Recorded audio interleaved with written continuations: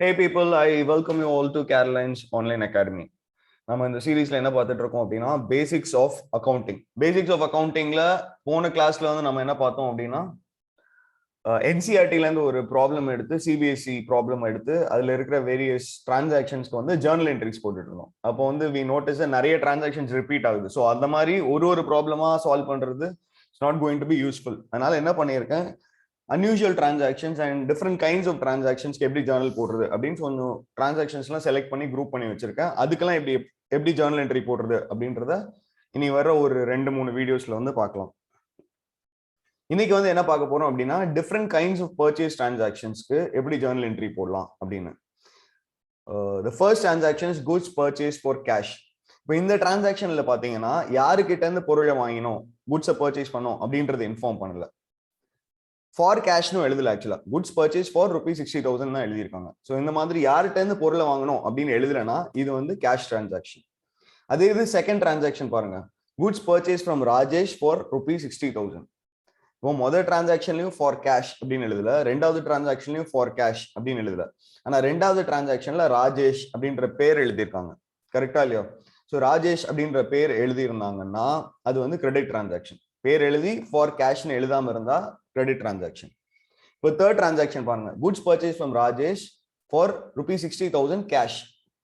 இதுல யாருக்கிட்ட இருந்து பர்ச்சேஸ் பண்ணியிருக்கோம்னு எழுதியிருக்காங்க, ஆனா கேஷ் அப்படின்ற வார்த்தையும் ஆட் பண்ணியிருக்காங்க. ஸோ அப்படின்னா இதுவும் கேஷ் டிரான்சாக்ஷன் தான். ஸோ எதுவுமே எழுதலைன்னா அது கேஷ் டிரான்சாக்ஷன். பார்ட்டியோட பேர் எழுதி கேஷ் அப்படின்னு எழுதுறேன்னா அது கிரெடிட் டிரான்சாக்ஷன். பார்ட்டியோட பேரும் எழுதி கேஷ்னு எழுதி இருந்தாலும் அது கிரெடிட் டிரான்சாக்ஷன் தான். ஓகே, இப்போ ஜேர்னல் என்ட்ரி எப்படி போடுறதுன்னு பார்க்கலாம். As I already taught you, traditional approach and modern approach ரெண்டுலயுமே வந்து நம்ம லாஜிக் எழுதி ஜேர்னல் போட்டு ட்ரை பண்ணுவோம்.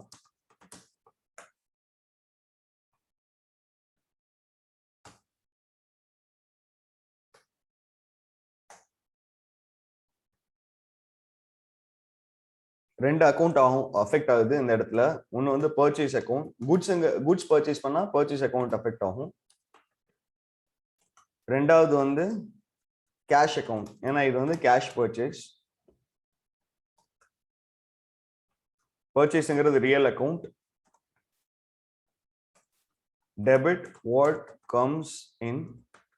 ரியல் அக்கௌண்ட்டுக்கு ரெண்டு ரூல் இருக்கு, debit what comes in, credit what goes அவுட்னா இந்த இடத்துல goods common, so debit what comes in. Cash அக்கௌண்ட்டுங்கிறது அகைன் ரியல் அக்கௌண்ட். கேஷ் கொடுத்து தான் நம்ம வந்து என்ன பண்றோம், குட்ஸ் வாங்குறோம். So cash goes out, so அதனால கிரெடிட் வாட் கோஸ் அவுட் அப்படின்ற ரூல் அப்ளை ஆகும். And therefore you need to credit it. இதே இது மாடர்ன் அப்ரோச்ல போட்டோம் அப்படின்னா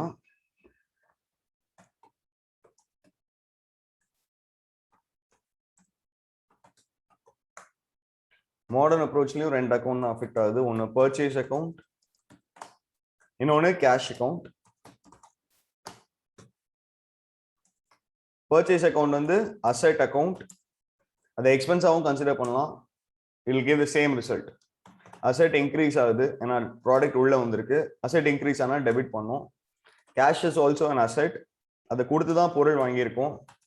ஸோ அசெட் வந்து டிக்ரீஸ் ஆகுது, கேஷுங்கிற அசெட் டிக்ரீஸ் ஆகுது, அதனால நம்ம கிரெடிட் பண்ணணும்.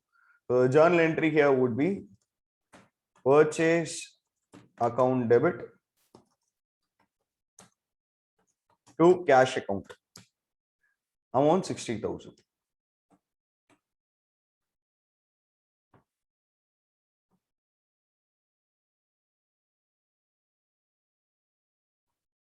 அப்படியே மறக்காம நரேஷன் எழுதிடணும்.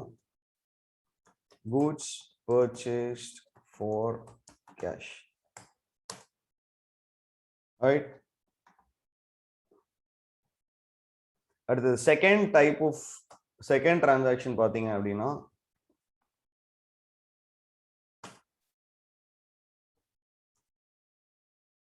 goods purchased from Rajesh for ₹60,000. இதுல பார்ட்டியோட பேர் கொடுத்திருக்காங்க, பார்ட்டியோட பேர் கொடுத்திருக்காங்க. அதே சமயத்துல ஃபார் கேஷ் அப்படின்னு கொடுக்கல. அப்படி கொடுக்காத பட்சத்துல we are supposed to understand that it is a credit, we are supposed to assume that it is a credit transaction. அது கிரெடிட் டிரான்சாக்ஷன் அஸ்யூம் பண்ணும். கிரெடிட் டிரான்சாக்ஷனா பொருளை வாங்கிட்டோம் ஆனா இன்னும் பணம் கொடுக்கல. ஸோ அப்போ என்னென்ன அக்கௌண்ட்லாம் அஃபெக்ட் ஆகும் அப்படின்னு பாத்தீங்கன்னா பர்ச்சேஸ் அக்கௌண்ட் அஃபெக்ட் ஆகும் ஆப்வியஸ்லி.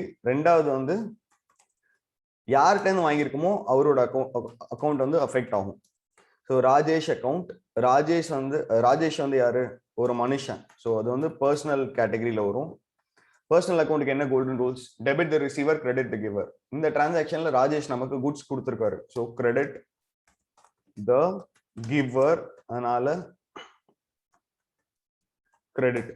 சிமிலர்லி மாடர்ன் அப்ரோச்ல பாத்தீங்கன்னா அகைன் ராஜேஷ் அக்கௌண்ட் அஃபெக்ட் ஆகும். ராஜேஷ்ங்கிறது என்னது, என்ன கேட்டகரியில வரும் மாடர்ன் அப்ரோச்ல அப்படின்னு பாத்தீங்கன்னா, Rajesh has given as goods. நமக்கு வந்து ராஜேஷ் பொருள் கொடுத்திருக்காரு. அப்போ நம்ம ராஜேஷ்க்கு பணம் கொடுக்கணும். நம்ம யாருக்காவது பணம் கொடுக்கணும் அப்படின்னா அவங்க வந்து நம்மளோட லயபிலிட்டி. ஸோ ராஜேஷ் லயபிலிட்டி அப்படின்ற கேட்டகரியில வருவாரு. இந்த டிரான்சாக்ஷன் மூலமா, இதுக்கு முன்னாடி ராஜேஷ்க்கு நம்ம பணம் தர தேவையில்ல, இந்த டிரான்சாக்ஷனுக்கு அப்புறம் தரணும். அதனால இந்த டிரான்சாக்ஷன் மூலமா லயபிலிட்டி இன்க்ரீஸ் ஆகுது, நல்லா கிரெடிட் பண்ணும். So journal entry will be purchase account debit to Rajesh account 60,000. Understood? சரி, அடுத்த டிரான்சாக்ஷன்.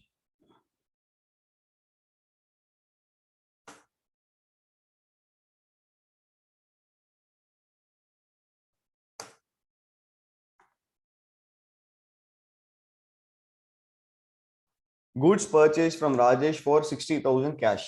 இதுவும் ஒரு கேஷ் பர்ச்சேஸ் தான். ஸோ ஒரு கேஷ் பர்ச்சேஸ்க்கு என்ன என்ட்ரி போடுமோ அதே தான் போடணும். இது கேஷ் பர்ச்சேஸ்னு எப்படி ஐடென்டிஃபை பண்ணும்? நேம் ஆஃப் த பார்ட்டி, அதாவது யார்கிட்ட அந்த பொருள் வாங்கியிருக்கோமோ அது கொடுத்துருக்காங்க, பட் ஃபார் கேஷ் அப்படின்றது எழுதியிருக்காங்க. ஸோ கேஷ் பர்ச்சேஸ்க்கு என்ன என்ட்ரி போடணுமோ அதே போடணும், அதை போட்டாச்சு. சரி, அடுத்து ஒரு காம்பவுண்ட் என்ட்ரி பார்க்கலாம் பர்ச்சேஸ்ல.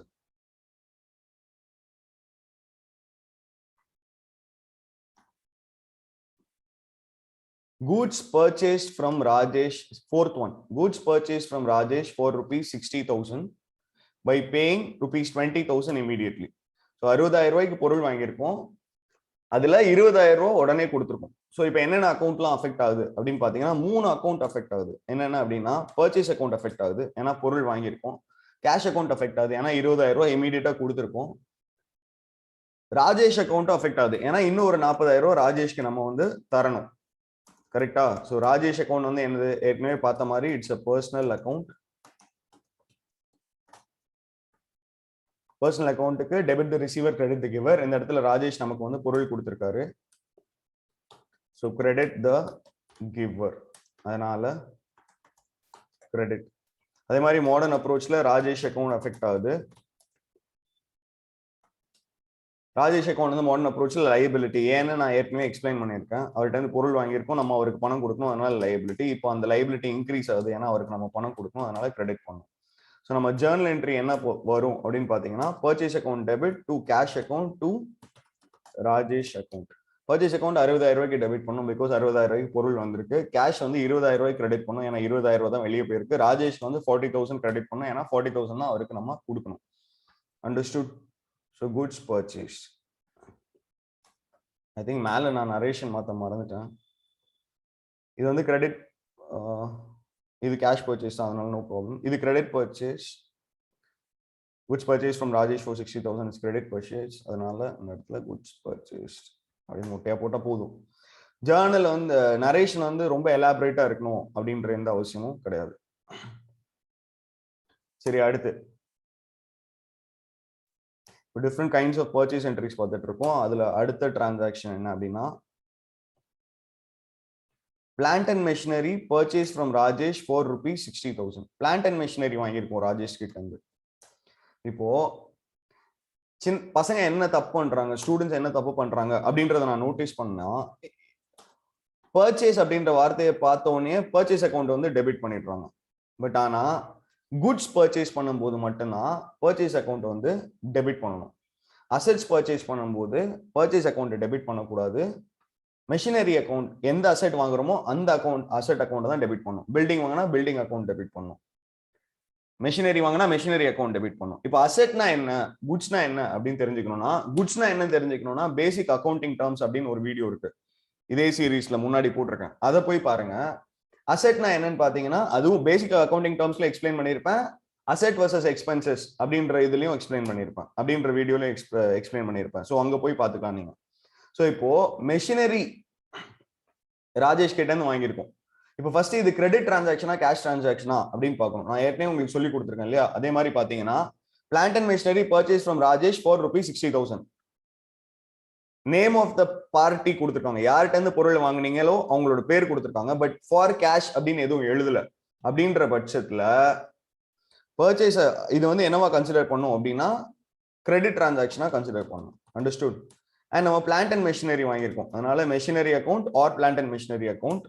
மெஷினரிங்கிறது ஒரு அசெட். அசெட் உள்ள வந்துச்சுன்னா அசெட் ரியல் கேட்டகரியில வரும். ரியலோட golden rule debit what comes in, credit what goes out. இந்த இடத்துல அசெட் உள்ள வருது, அதனால டெபிட் பண்ணும். ரெண்டாவது ராஜேஷ் கிட்ட இருந்து அசெட்டை வந்து வாங்கியிருக்கோம், கரெக்டா இல்லையா? ஸோ அதனால ராஜேஷ் அக்கௌண்ட் அஃபெக்ட் ஆகும். பர்சனல் அக்கௌண்ட் கோல்டன்ஸ் வந்து debit the receiver, credit the giver. இந்த இடத்துல ராஜேஷ் வந்து கொடுத்துருக்கான், அதனால கிரெடிட் த கிவர் கிரெடிட் பண்ணும். நீங்க நோட் பண்ண வேண்டிய விஷயம், முக்கியமா நோட் பண்ண வேண்டிய விஷயம் இதுல என்ன அப்படின்னு பாத்தீங்கன்னா, பர்ச்சேஸ் அக்கௌண்ட் வராது. அசெட் வாங்கினா அந்த அசெட் அக்கௌண்ட் தான் டெபிட் பண்ணும் அப்படின்றத நீங்க நோட் பண்ணணும். அண்டர்ஸ்டுட்? மெஷினரிங்கிறது அசெட். அசெட் இன்க்ரீஸ் ஆனா டெபிட் பண்ணணும். கேஷ் அக்கௌண்ட் வராது.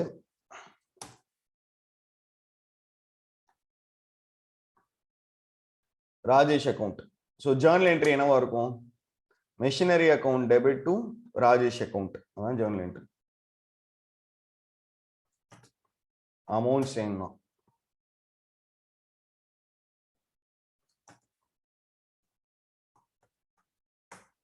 மற்ற வேரியேஷன்லாம் ரொம்ப ஈஸி தான், ஏற்கனவே போட்ட மாதிரி தான்.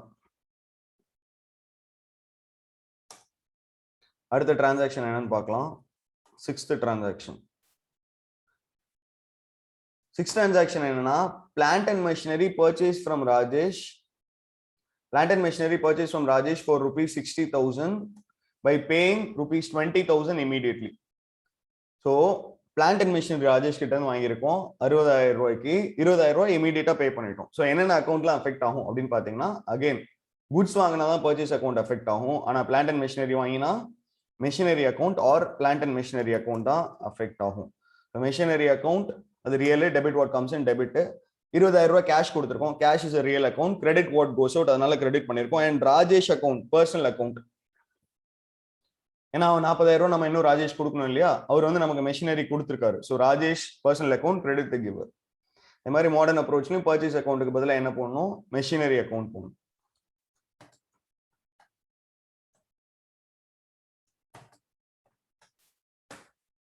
ஸோ ஜேர்னல் என்ட்ரி ஒன்றும் பெரிய வித்தியாசம் இல்லை. மெஷினரி அக்கௌண்ட் பேசிக்கலி அசெட் வாங்கினா அசெட் அக்கௌண்ட் தான் டெபிட் பண்ணும், வேற எதையும் டெபிட் பண்ணக்கூடாது. அவ்வளவுதான்.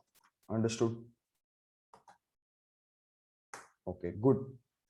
அடுத்து goods purchase from Rajesh for ₹60,000 gross, trade discount 10%. இப்போ ட்ரேட் டிஸ்கவுண்ட்னா என்ன அப்படின்னு நான் உங்களுக்கு ஏற்கனவே சொல்லி கொடுத்துருக்கேன், கரெக்டா இல்லையா?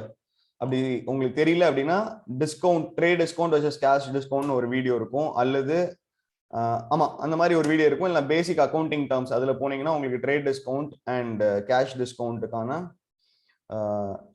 Full explanation I would have given. Okay, so அதை நீங்கள் யூஸ் பண்ணிக்கலாம். இப்போ let's focus on solving this journal entry. இப்போ ட்ரேட் டிஸ்கவுண்ட் வந்துச்சு அப்படின்னா, trade discount is not supposed to be considered as a income or gain in the books of accounts. Trade டிஸ்கவுண்ட்டை ignore பண்ணிடணும் நம்ம. ஓகே, ஸோ கோல்டன் ரூல்ஸும் traditional approach எல்லாம் சேமா தான் இருக்க போகுது. அண்டர்ஸ்டுட்? குட்ஸ் பர்ச்சேஸ் பண்ணியிருக்கோம், அதனால பர்ச்சேஸ் அக்கௌண்ட் வந்து அஃபெக்ட் ஆகும்.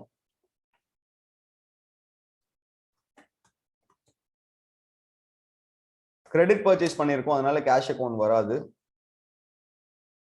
ராஜேஷ் அக்கௌண்ட் மட்டும்தான் வரும். கோல்டன் ரூல்ஸ் மற்றபடி எல்லாமே சேம் தான், அண்ட் மாடர்ன் அப்ரோச்ல எல்லாமே சேம் தான். ஜஸ்ட் பர்ச்சேஸ் டிரான்சாக்ஷன் அமௌண்ட் மட்டும் கொஞ்சம் மாத்தி எழுதணும். ஓகே, என்ன சொல்லியிருக்காங்க? 60,000 கிராஸ் அப்படின்னு சொல்லியிருக்காங்க. கிராஸ் அமௌண்ட் அப்படின்னா என்னன்னா, ட்ரேட் டிஸ்கவுண்ட் கழிக்கிறதுக்கு முன்னாடி இருக்கிற அமௌண்ட் தான் கிராஸ். புரியுதா இல்லையா? Cross less trade discount is equal to net amount. நமக்கு ஜர்னல் என்ட்ரி போடும்போது எந்த அமௌண்ட்டை கன்சிடர் பண்ணும் அப்படின்னா நெட் அமௌண்ட் தான் கன்சிடர் பண்ணும். ஏன்னா as far as we are concerned trade discount வந்து நம்ம கணக்கில் எடுத்துக்க கூடாது. ட்ரேட் டிஸ்கவுண்ட் போக எவ்வளவு ரூபா நமக்கு கொடுக்க வேண்டியிருக்கோ அது மட்டும் தான் நம்மளை பொறுத்தளவுல expenses I mean cost of the product. புரியுதா இல்லையா?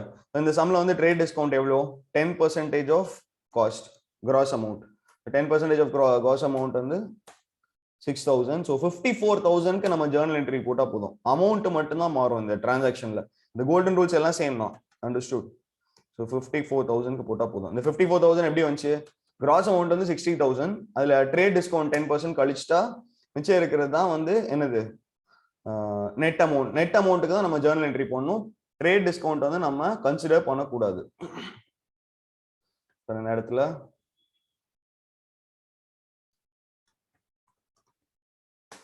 Purchase account. ஸோ இதே டிரான்சாக்ஷனை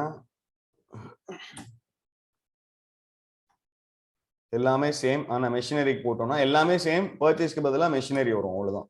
இப்போ மெஷினரி பர்ச்சேஸ் பண்ணும்போது கூட ட்ரேட் டிஸ்கவுண்ட் கொடுப்பாங்களா அப்படின்னு கேட்டிங்கன்னா, யா ஒய் நாட். எந்த ஒரு பொருளையும் ட்ரேட் டிஸ்கவுண்ட்னா என்ன நான் எக்ஸ்பிளைன் பண்ணியிருக்கேன், நீங்கள் அதை போய் பாருங்க இந்த வீடியோவில். அப்போ இல்லணும் எப்போனாலும் ட்ரேட் டிஸ்கவுண்ட் கொடுக்கலாம் அப்படின்னு சொல்லிட்டு சொல்லுவோம்.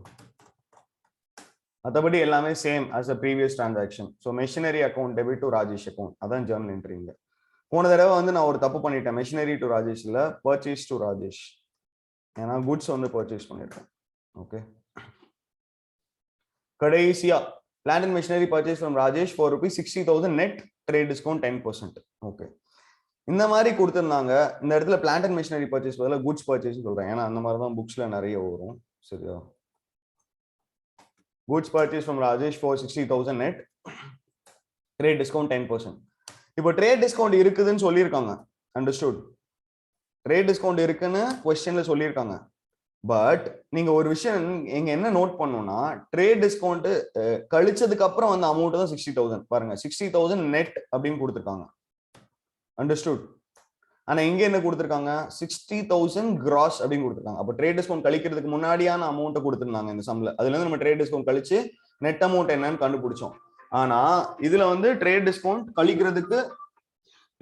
கழிச்சதுக்கு அப்புறம் என்ன அமௌண்ட் அப்படின்னு கொடுத்துருக்காங்க. அண்டர்ஸ்டுட்? நெட் அமௌண்ட் தான் அவங்க ஏற்கனவே நெட் அமௌண்ட் தான் கொடுத்துருக்காங்க, கிராஸ் அமௌண்ட் கொடுக்கல. நெட் அமௌண்ட் தான் டைரக்டாவே கொடுத்துருக்காங்க. ஸோ நம்ம ஜேர்னல் என்ட்ரியும் நெட் அமௌண்ட்டுக்கே டைரக்டா போட்டுடலாம். Understood? So goods purchased from Rajesh for ₹60,000 net அப்படின்னா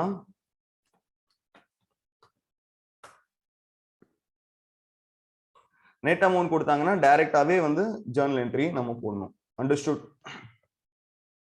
With that, we have come to the end of this session. If you liked, please share, subscribe and all that. Okay, bye.